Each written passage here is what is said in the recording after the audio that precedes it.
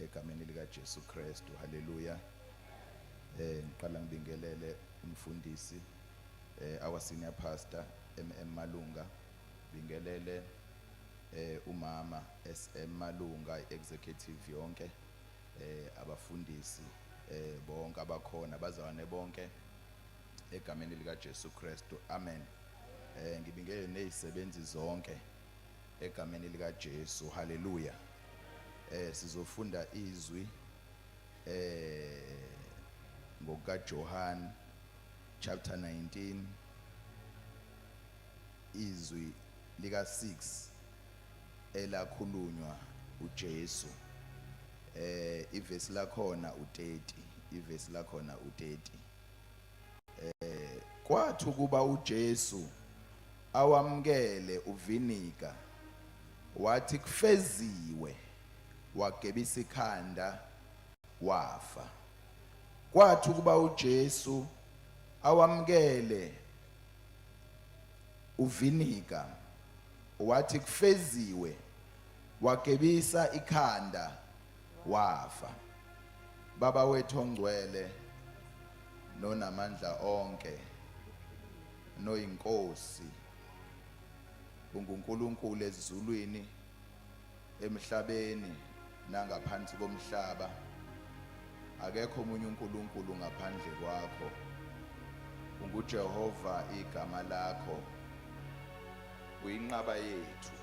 Baba wethu ongcwele, emini siyakubonga uNkulunkulu wethu onamandla onke, ngoKristu inkosi yethu. Baba, ngiyathandaza egameni lika Jesu nalizwi lakho uNkulunkulu wethu.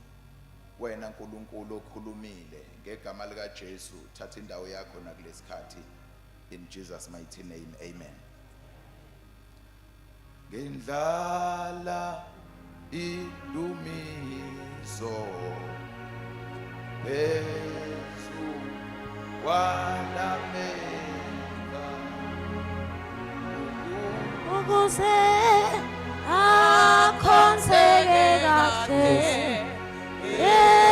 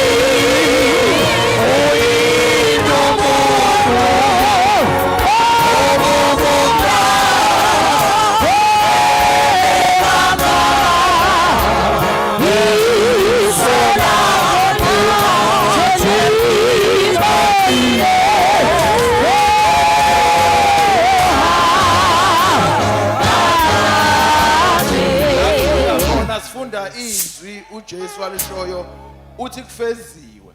Makuthiwa kufeziwe akukho kunye okungala. Makuthiwa nje sekufeziwe into seyiphelile. Akukho kunye futhi okungala. Ngoba sekufeziwe kuthiwa uthi uJesu kufeziwe emva kwalokho lithi izwi kaNkulunkulu ugebisa ikhanda uyafa kodwa uthi uJesu sekufeziwe. Amazwi ashiwo uJesu lawa before kufika igama lokuthi uyafa kodwa uthi uJesu sekufeziwe. Yenzeka abanye abantu babamba amagama abantu abangasekho kodwa bakhohlwe ileli gama elakhulunywa uJesu ukuthi uJesu wathi sekufeziwe akukho kunye osekudinga wena. Yenzeka abantu babamba amagama abantu abangasekho bathi ubaba umkhulu ubani wathi kodwa bakhohlwe igama elakhulunywa uJesu wathi uJesu kufeziwe ngomuntu. Ayibonga inkosi. Lithi lelizwi kufezwe manje kufanele ukuthi sibheke uqonda ukuthini uJesu bethi kufeziwe. Uthi uJesu kufeziwe uqonda ukuthini uJesu bethi kufeziwe. Ayibonga inkosi. Lento ayiqali la legama lithi kufezwe kusho ukuthi khona la qalwe khona. Kusho ukuthi khona la qalwe khona la isekugcineni mesesho lezi. La iqala khona indaba iqabile koneni uAdam noEva. Yaqala lapho indaba ukuhlupha uNkulunkulu. Waqala uNkulunkulu wahlupheka ngomuntu amdalile. Ayibonga inkosi. Waqala uNkulunkulu wahlupheka ngomuntu amdalile. uNkulunkulu bekuAdam ensimini yaseEdeni uthi nayi indawo yonke le ndawo enza noma ikuphi kodwa ungadli lapha. uNkulunkulu ufika uAdam usedlile. Adam akasekho endaweni uNkulunkulu abembeke kuyona. Waqala uNkulunkulu wahlupheka. Angazi ukuthi kusukani ni la. uNkulunkulu ethi khona wathanda uNkulunkulu izwe kangaka wanikela ngendodana yakhe. Angazi ukuthi kuphi la iqala khona. Kodwa ngiyacabanga kwakhona lapha uNkulunkulu waqala wathi ngizokwenza iplan yokuthi umuntu ngimbuyisela kanjani endaweni ephelele. Ngoba ngesikhathi uNkulunkulu edala umuntu wamdala waphelela. Wamdala waphelela emoyeni waba nokuthula. Wamdala waphelela engqondweni. Wathi wena muntu lemhlabeni busa indawo yakho le. Mangabe nguNkulunkulu mina ngisezulwini wena busa la emhlabeni. Kodwa ngokona umuntu wangabe umuntu ophelele. Ngoba umuntu mangabe ngakholwa akayena umuntu ophelele. Umuntu upheleliswa ngokuza kuKristu. Yaqala indaba yonakala. Waqala uNkulunkulu wenza icebo lokuthi umuntu uzombuyisela kanjani endaweni yakhe. Haleluya. Haleluya. Waqala uNkulunkulu wathi ngizokwenza iplan, ngizokwenza icebo lokubuyisela umuntu kwioriginality yakhe, emandleni akhe wonke. Ngoba umuntu benamandla okwenza konke emhlabeni kodwa amandla usephuciwe. Umuntu mangabe ngakholwa unamandla aphuciwe. Uma ngabe ungazange umamukela uJesu kunamandla ophucwe wona. Kunezinto ongeke ukwazi ukuzenza. Uthola ukuthi izinto ziyakuhlupha. Awunako ukuthula. Kunezinto ezingenzeka empilweni yakho. Kanti kunamandla ophucwe wona. Lawo mandla wamukela ngokuthi uze kuKristu. Waqala uNkulunkulu waba nohlelo lokuthi kuze indodana kuze uJesu. Manje uJesu methi kufeziwe le plan kaNkulunkulu iyagcwaliseka. Ayibonga inkosi. Ukugcwaliseka kweplan kaNkulunkulu kubuyiselwa kumuntu endaweni ephelele. Ayibonga inkosi. Umuntu ubuyiselwa endaweni eright, endaweni ekufanele ngabe kuyo. Ayibonga inkosi. Haleluya. Manje akubanga lula kuJesu.